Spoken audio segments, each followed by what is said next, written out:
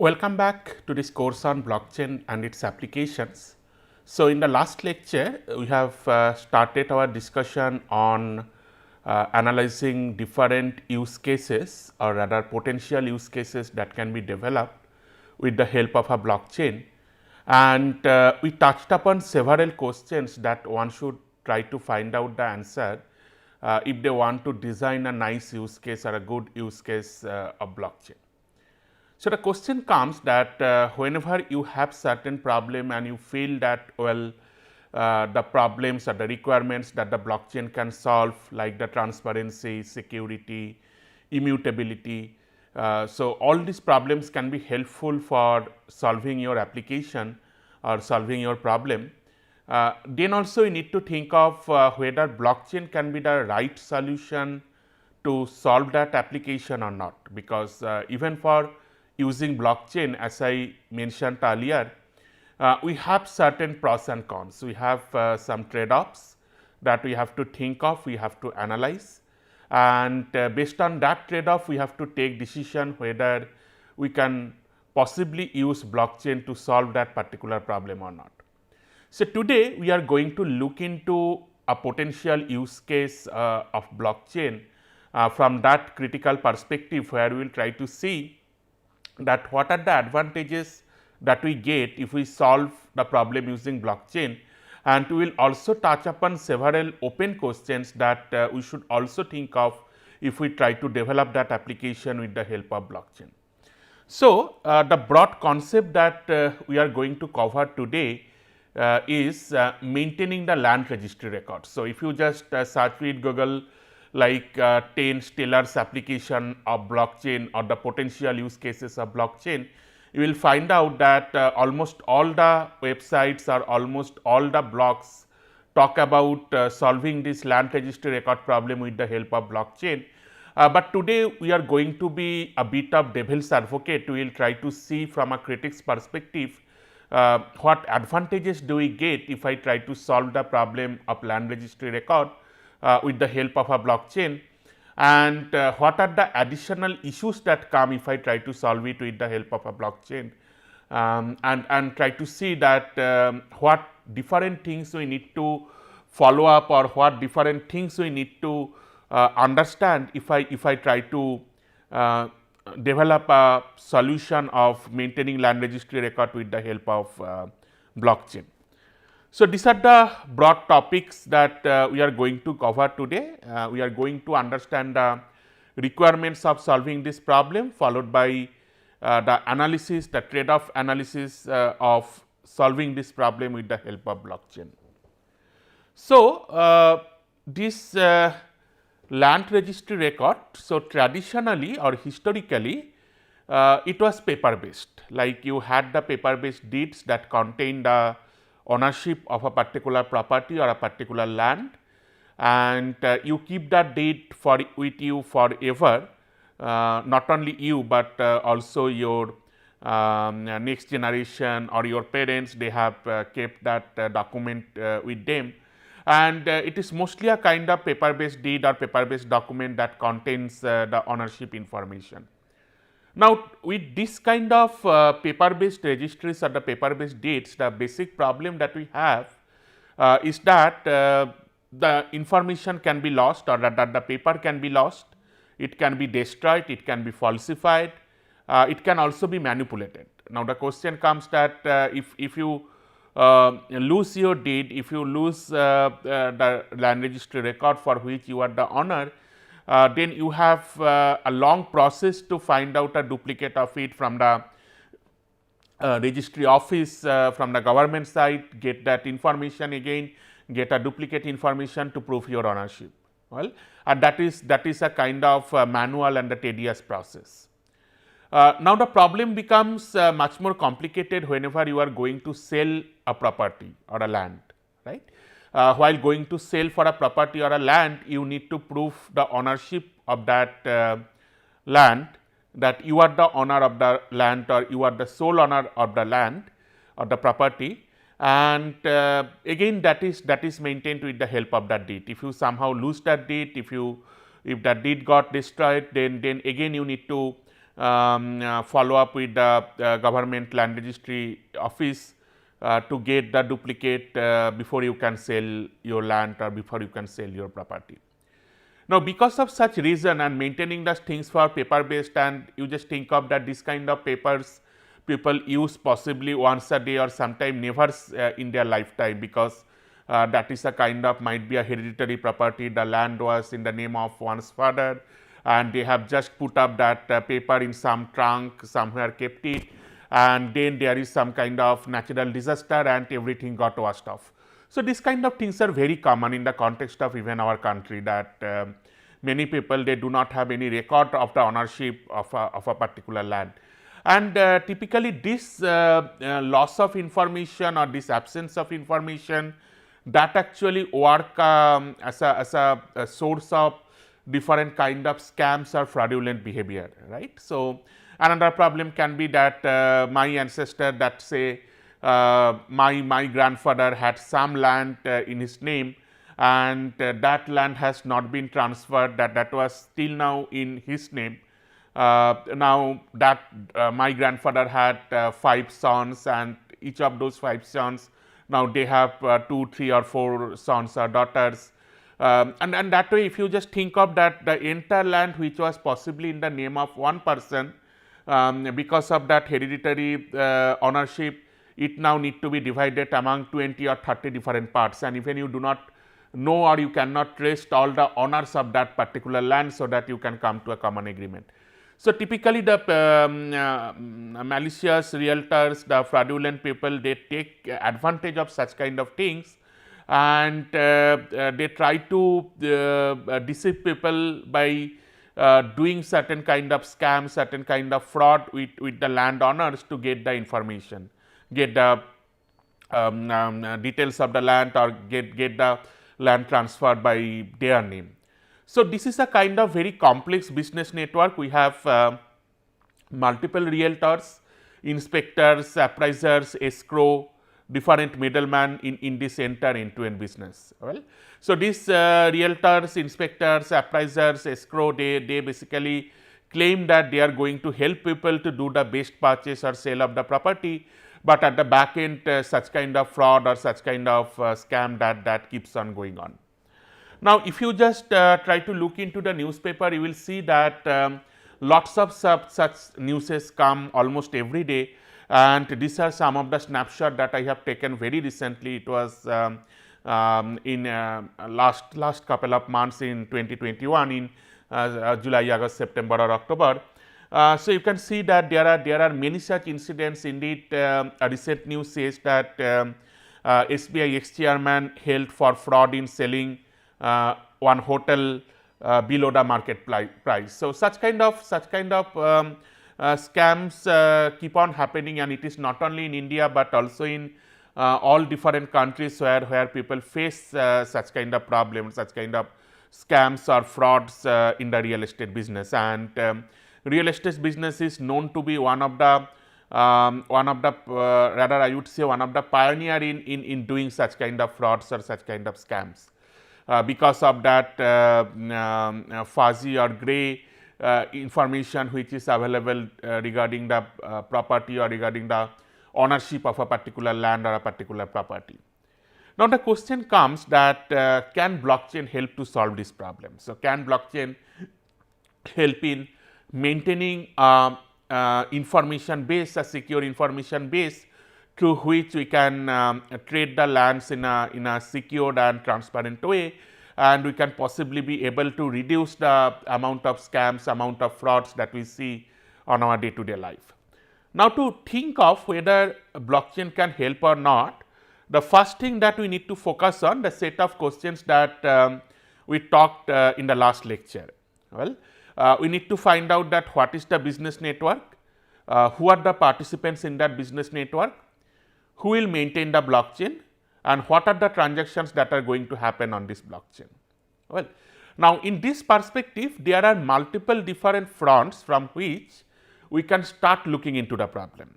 Okay. So, let us try to focus, or let us try to touch upon all these different aspects of the problem, where we are going to see whether this particular problem can be solved with the help of a blockchain. So, just to start with, let us try to divide the problem into two front. Okay. So, I have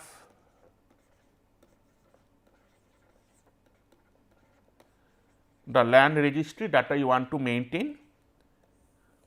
So, there are two aspects. One is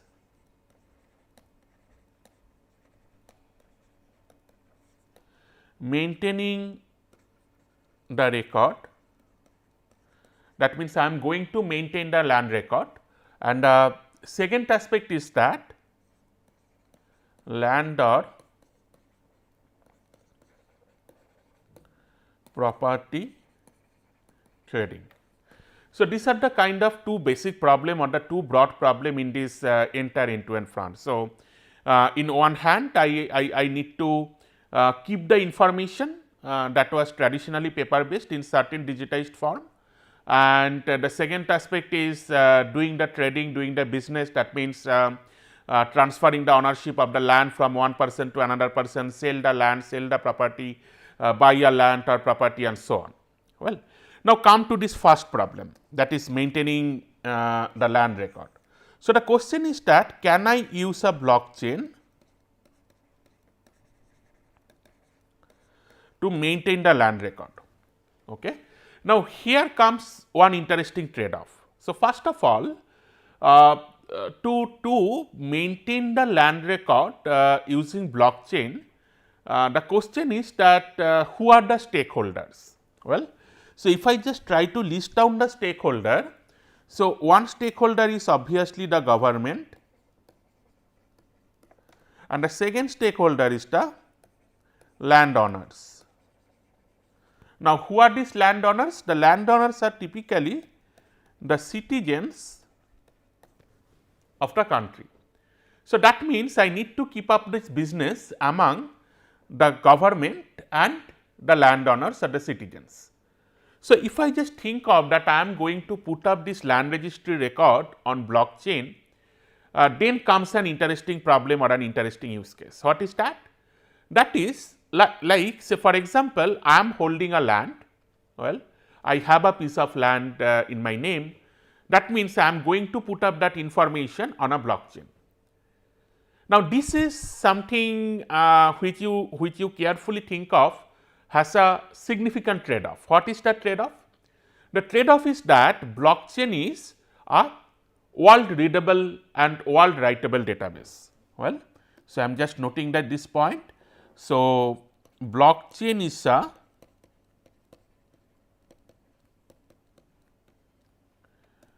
world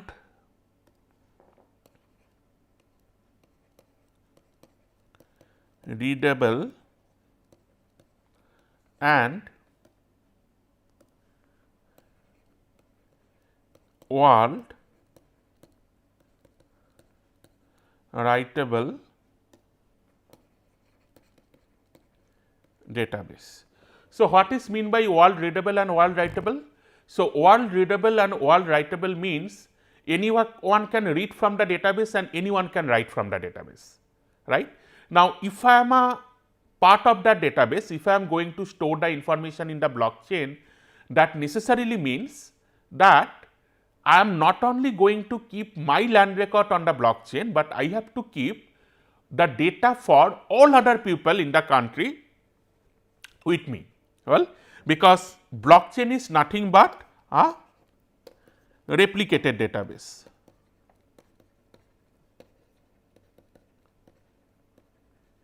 Now, whenever it is a replicated database, that basically means if there are 5 persons and everyone is going to store the land, their land record on blockchain, then everyone need to keep up the entire blockchain with them.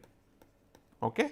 Everyone need to keep one blockchain with them, and this blockchain contains the land record of all these different 5 people. That means, this individual people, it is not only keeping its own record, but it is going to keep the record of all other people who are going to use blockchain for keeping the land record.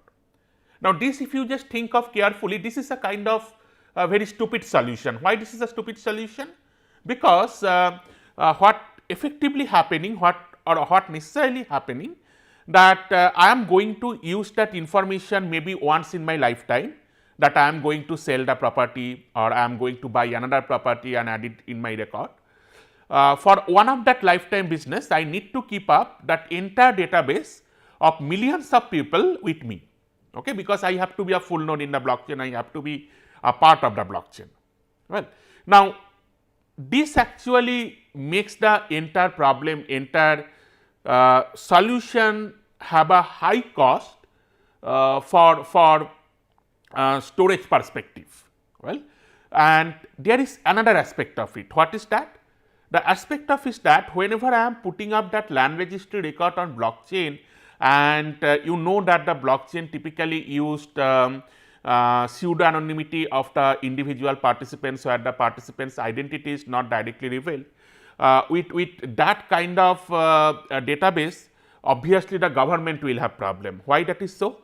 Because government will always try to keep record or keep information about the land within that country, right. So, it should not happen that one piece of land in India that is owned by a person who is not a citizen of India. Well, so the person have to be the citizen of India to have certain ownership or claim certain ownership on a land of India. So, that is a kind of typical scenario that we face, and there are lots of such rules, regulation. It is not only about country specific, but it is also about the region specific. You cannot buy land in all the regions in a country. So, there are restrictions on that, and this kind of restrictions every government would like to monitor. Well, so that means land registry record storing up this database, that ultimately need to be government controlled. Well,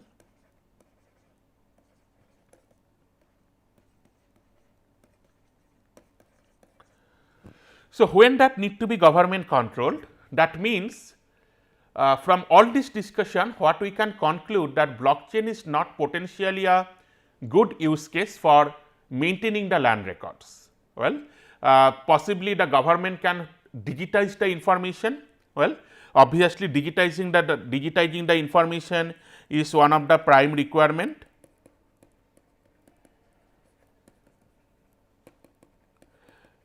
And once the information had been digitized, then storing that digitized information in some central database, that is the kind of second requirement. So, we need to ensure that the information is stored in some secure database, and ideally, because that is government control and we consider that government is the trusted party who can maintain the information in a secured way.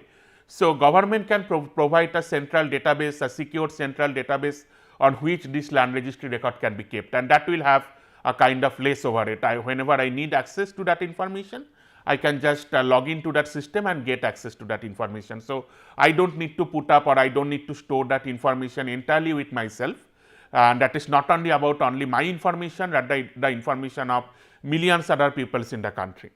Well, so that was the first problem. The second problem comes the land and property trading. Okay. Now, let us look into that whether we can possibly think of using blockchain for land and property trading. So, going back to our discussion on that particular aspect, if you just think of that who are the people in that business network whenever you are going to do the land or property trading. So, these are the people in the business network, obviously the government, the real estate agents like the realtors, the buyers and the sellers, and there also comes two other participants which are actually a kind of interesting front from where we can try to think of this problem, like the investors and startups. So, what are the startups? The startups are the small companies which are coming to this real estate business. Now, whenever they are coming to this real estate business, assume that they do not have sufficient fund with them. Well, so, what they do? They participate in such kind of crowdfunding environment, and in that crowdfunding environment, there are multiple people who can provide fund to them, who can invest fund in that business, and they can take that fund and then they can use that fund to buy a land and then build up a property on top of that, and then whenever they are selling that property, the profit that they are going to get from that property, selling that property, that can be distributed among the crowdfunders who have funded that business. Well, so that is the kind of entire idea behind including the investors and the startups in this business, and that actually makes this problem really interesting and provide us a sufficient motivation behind using this blockchain for solving the problem. Well, so the idea is something like this. Say assume a small business that comes up and that person is going to buy some land. Well, so this is the corresponding land that the person is going to buy, and the person does not have sufficient money with him or her.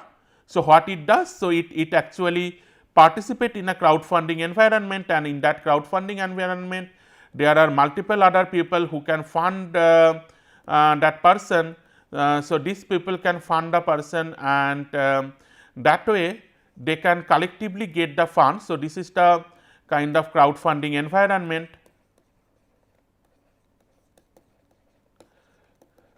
So, these people are going to invest in the business and they provide the fund to this business, and whenever they are going to get the fund, buy the land, build up one say shopping mall on that land and going to sell it. Now, whenever this person is going to sell it, the profit that that person is going to get, this profit is going to be shared by these individual funders who are there. Okay. So, that way the money gets flown in the entire business network. So, it is coming from the crowdfunding to the startups who are going to invest in the real estate business, and from the startup the profit that they are going to get, that profit is getting shared again among all the investors who have invested through that crowdfunding environment. Now, this part is possibly that we can take help of a blockchain to solve the problem, because again this is some business which has which need kind of transparency, because obviously these investors who are investing, they need to know that in what price the property has finally been sold, so that they can find out that well, this is the amount of profit that has happened. So, it is not like that I can simply tell, hey, I have done this much of profit, I have done profit X, but with that profit X I have to also submit a proof that I have actually did profit X. Well, and this kind of transparency can be brought if I think of using a blockchain based solution to solve this problem. Now, in this way the assets that are there in this entire end to end business are the lands, the properties that are built up on that land, like the buildings, the shopping malls, any other properties that can happen, and the money. Okay. So, the flow of the money in the entire system. And the different kind of transactions that can happen are like buy lands and/or properties, sell lands and/or properties, crowdfunding and investment, or return from a crowdfunded investment. Well, so these are the possible transactions that can happen. Now, the question comes that whether I should go for a public blockchain or a private blockchain. So, that is again another decision factor that we need to think of. Now, if we are going to use a public blockchain, the advantage is that it is an open network.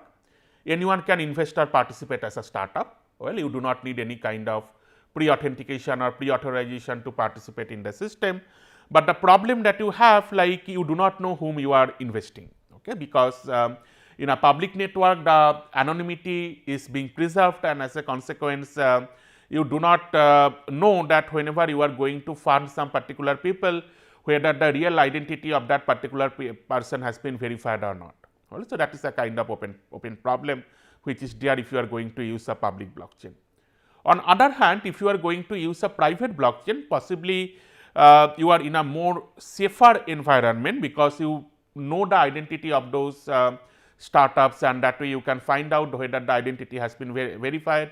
So, something like KYC can be incorporated to verify the identity of that person. So, you are in a closed network with verified identity of individuals. But the problem is that the question comes, that is a kind of chicken and egg problem, that who is going to verify the identity? Well, now to verify the identity, you can say that, well, the government is going to verify the identity. The moment you say that the government is going to verify the identity or some trusted third party is going to verify the identity, that means you are bringing a trusted third party in the loop, and the question comes that why can't that trusted third party help in hosting a centralized database or a centralized website through which you can do such kind of business? Well, so that is a kind of open problem that we have. As I have mentioned, it is a kind of chicken and egg problem. Now, as I mentioned that if you are going to use blockchain to solve this particular problem, the advantages that you get are that it provides a decentralized platform and a marketplace. It can avoid intermediaries. It can bring liquidity in the business. Ideally, these land records or the properties have been considered as illiquid business where it takes a lot of time to validate the ownership and so on. But here with the help of blockchain you can make it liquid, can be traded readily. You can have fractional ownership and crowd-funded investment. It might happen that, well, a particular property is not owned by a single person, but rather it can be owned by multiple people. So, it can happen that multiple startups can come to a common business. Well, so it is something like that. Rather than a single startup, there are multiple startups who join hands all together, and they collectively try to buy a land. And while they are joining all together, there are multiple other investors, and that investors are going to collectively fund this entire business. Okay. So, you can have actually mapping from multiple people to multiple people, multiple investors to multiple startups, and that way you can, whenever the land is being bought, it can have a kind of fractional ownership depending on how much has been invested by individuals. And once they are putting up certain property on that land, like a shopping mall, and going to sell it, then accordingly the share can be divided among these individuals. Then you can have reduced cost of transaction, and obviously you can get better transparency. But as I have mentioned that there are many important questions that we need to think of. Even I do not have the answer of many of these questions at this stage. I am just opening up it to you so that you can get some food for thought, where you can think of yourself and try to debate that whether I can consider these individual systems or this particular problem to get solved with the help of a blockchain or not. So, the first question comes that who are going to be the full node of the system? Well, whether it is government, investors, startups, the buyers or the sellers. Obviously, if you think of that the buyers and the sellers are going to be the full node, that means they need to keep the information of the entire blockchain with them. Now, if you just think of that everyone is a full node, then this question comes that I am going to sell my property for once, then why should I download the entire blockchain to sell my property? I need to have a huge storage, I need to have a huge computation power to participate in the business. Then comes the question that say I have sold my land. Now, once I have sold my land, then should I sign out once I am done? Now, if I sign out from that blockchain, how do I resolve a query that comes later on? Because in this real estate business, a claim might come on after 20 years or 30 years, then how that is going to get resolved? Well, and in that question context, the question comes that do I need to keep my keys forever? So, this is the kind of digital keys, that means the public key and the private key. And what if I lose the key? Well, so is it like that if I lose the key, then I lose the entire my record? And that is something very severe. So, it might happen that I own a land, I have my own key. Now, somehow I have died. Now, what will happen to my son and daughter who doesn't know the key? Well, and if you just think about from the Bitcoin perspective, there are multiple Bitcoins which doesn't have any kind of ownership, just because the original owner of those Bitcoins have actually forgot their wallet, the key of their wallet, and as they forgot the key of their wallet, they will never be able to claim those Bitcoin. Well, even I am also a victim of that, to be very frank. Like in the initial days of Bitcoin, I opened up an wallet and I traded a few Bitcoin, although it is a very small fraction that was in the year of 2013, 2014, around that time. But then I just tried it out, and then I simply forgot that wallet key right now. Well, because I have forgot the key, I have no way to claim those bitcoins, and those bitcoins now do not have any honor with them, right. So, with Bitcoin, well, I can still tolerate that, because if I just think about in the Indian currency, the equivalent currency is something like 100 rupees or something, and even nowadays Bitcoin trading, there are lots of debates whether it is legal or not, and such kind of things are there. But what happens to a land, right? Because that is something a serious thing, and if I just forget the key through which I had an ownership on a particular land, then how I am going to retrieve it, and that remains a kind of eternal question and a very important question. Then comes that if I am not the full node. So, if I am not the full node, so the question is that whom I am going to trust, because if I am not a full node, I have to connect to certain peer who is a full node. So, whom I am going to get connected to. So, that again a kind of open question. Then this particular problem I mentioned earlier, that blockchain by default is a word readable and word writable, right, and this is always a kind of privacy concern. That means that the trading that I am actually doing, it is open to others. Everyone can know that how much money I have invested, or which particular land I have bought for what amount, and so on. And I might think of this is a private information, then I do not want to reveal it to my competitors. I do not want to reveal it to my to the other people. That might be from the security perspective as well. So, you might claim that, well, I can possibly use the keys to secure this channel, a particular channel. I will use something like a blind signature, so that people can know that, well, I have participated in the business, but what particular land I have bought for how much money, that remains hidden. But again, in this case, the question that remains, that who is going to provide the key, how those keys are going to get generated. And with the keys, there is always this debate that what happen if I lose the key, and this is some business where I need to maintain the keys, and for individual transaction, whether I can use the same key or whether I need to use the different key. If there is a different key, then comes this question of maintaining the key and so on.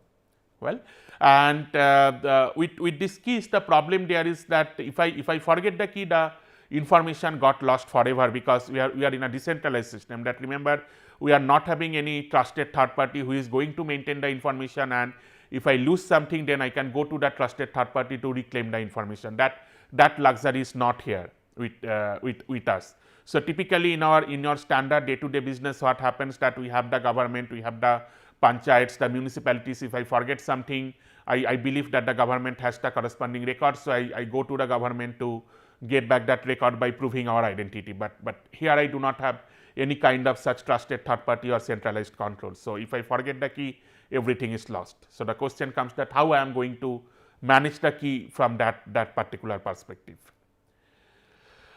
Then comes the question again, like what should be the credential to participate as an investor or startup? Who is going to validate my identities, whether I am a fraud or I am a valid person? Well, so as I mentioned that you can use different techniques. We can use the trusted third party to validate that information, but the moment I say that there is a trusted third party, then everything boils down to the question that if there is a trusted third party, let that trusted third party solve this problem, rather than making it decentralized, where everyone has to manage their own information, and if they forget the key, then they lose the information. So, that way, as we see that there are many fundamental questions, particularly regarding the ownership, regarding the keys, which are kind of open question, and we do not have a kind of solution, or rather a convincing solution of that. And that way, there are multiple open scopes where as a blockchain developer, you can also come in to think of, to find out whether I can design an architecture which can possibly take care of all these questions, where I would be assured that even if I die with an accident, then my son and my daughter, they will have the right information, so that they would be able to claim the ownership of the property that I had. Well, so such kind of debate keeps on going on, and we need to think of a solution to solve this kind of fundamental problems. before putting up the information on a blockchain. And as I believe that digitizing the information, so the main source of problem comes from the fact that many of such informations are paper based. So, that way digitizing the information might solve many of these problem, but then we need to think of that even after digitizing the solution, what problem remains and whether we can use blockchain to solve this problem.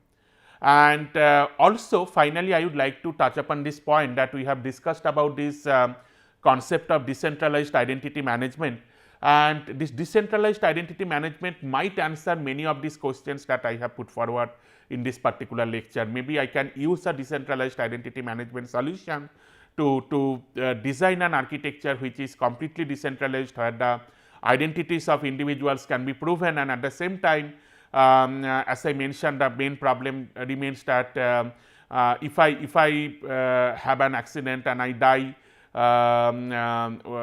while losing the keys, my private key, then there would be a method to transfer of ownership of the property from myself to my children. So, this is the kind of architecture that we need to think of. So, as I mentioned that it is not very straightforward or very simple to put up the problem directly on blockchain. We need to think of a lot of additional parameters, additional surrounding problems in this implementation, in this entire design, and we should really put up our mind to solve these problems, so that this kind of questions can be answered and we can design a system which is usable and which people can use without any fear on the technology or any fear of losing the information. So, that is all for this lecture. In the next lectures, I will come back with few other use cases that we will touch upon to give you a kind of pointers about in which direction you should think of while design a particular problem with the help of blockchain. So, that is all for this lecture. Thank you for attending. See you all in the next class.